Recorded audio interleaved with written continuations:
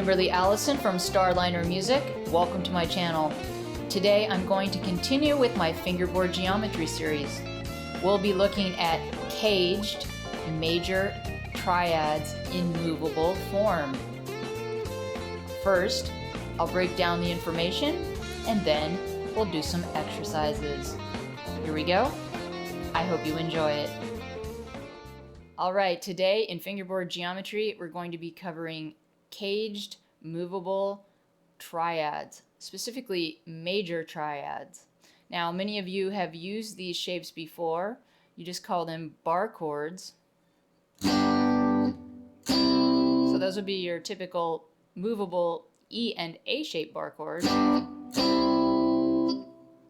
But what we're going to do is explore all 5 possibilities for those movable chords, and that corresponds to the letters C, A, G, E, D, and we can make movable forms out of each of those chords. Let's see how it's done.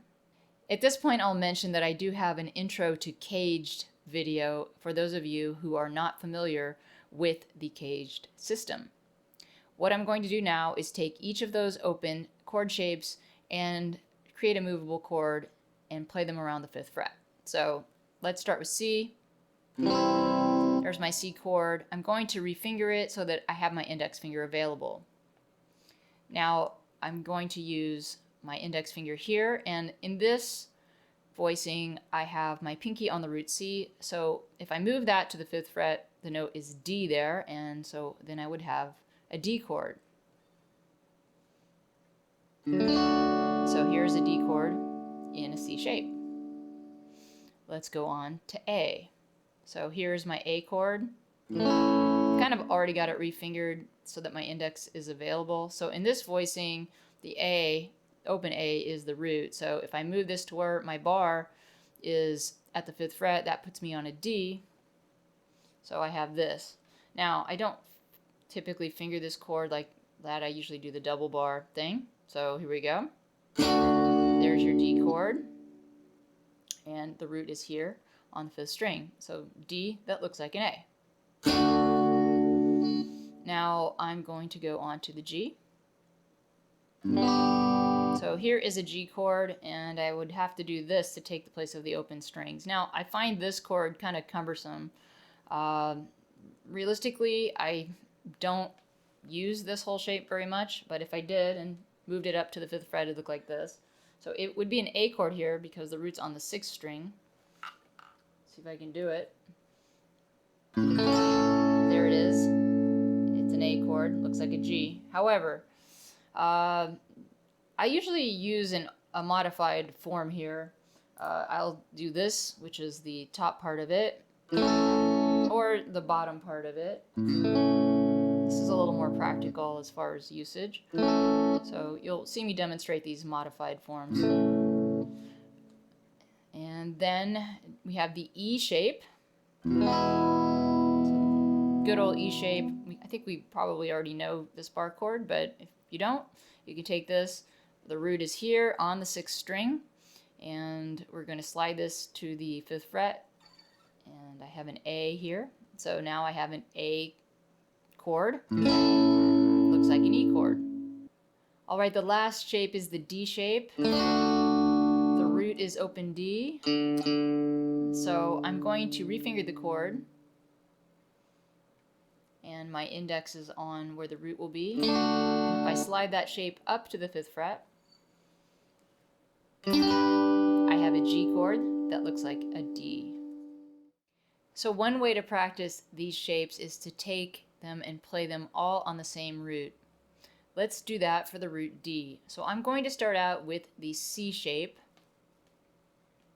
and here my pinky is on D, and so this is a D chord that looks like a C.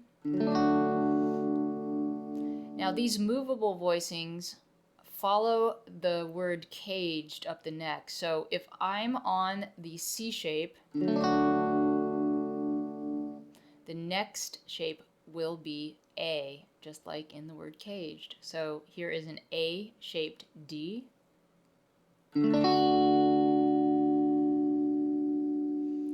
And now we're going to use the G shape. So the G shape is rooted on the 6th string, so I'm going to find my D on the 6th string, which is here the 10th fret. Now, I could play the full shape, but you could just play one of the abbreviated shapes, either this one or the top strings. So there's a G shape. And then my next shape is E. So there's my E shaped D chord. And then finally, I have the D shaped D chord. Now, I could have done this one open, but I wanted to demonstrate the movable version. So my index is on D at the 12th fret. And there is a D-shaped D chord up an octave. Now, let's try this on root F. Now, one thing I didn't mention before is you need to figure out where your starting place will be for playing caged chords up the neck. This means that you're not always going to start on the letter C. We said that the caged forms spell the word caged up the neck, but we won't always start on the C form.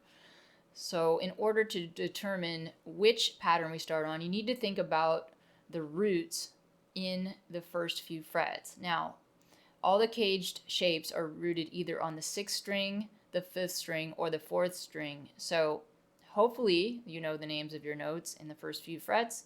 If you don't, you can definitely look this up. But what we're going to do is look for an F within the first few frets. Well, it just so happens that there is an F right here on the 6th string. There's also an F on the 3rd fret, but since I can start on the 1st fret, let's do that. And that happens to be F here on the E string, and so I'm going to use the E form. So here is an E form F chord. Now, I'm going to follow the word caged, so after E comes the letter D. So D-shaped F chord. And then I'm back to the top of the word, so the letter would be C. So here's a C-shaped F chord. And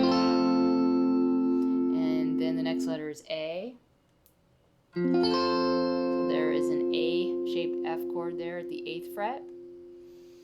And then I'm on the letter G. So again, I'm going to use a modified shape here. F is at the 13th fret on the 6th string or the 1st string. So here are my Fs. So I could either do this or this. And that would be a G-shaped F chord. And that takes care of all 5 shapes. Now, let's look at exercises. For the exercises, we'll be playing all 5 caged shapes on the same root. Let's look at the letter C. So root C, here's a C chord and it's open. You don't absolutely have to use movable versions for all of these. Since C is open, I'm using the open version. C shape connects to the A shape, so here's an A-shaped C. And now a G-shaped C. I'm going to modify here. Or, and now we have an E-shaped C. And finally, we have the D-shaped C. Root is at the 10th fret here. Once you've performed all 5 versions of C, you go to the next root, and that would be G. We're going to follow the circle of fifths, so I will be demoing G, D, A, E, B, F sharp, and then you can continue on your own from there. If you don't know what the circle of fifths is, please check out my video on the circle of fifths. Here we go with the exercise.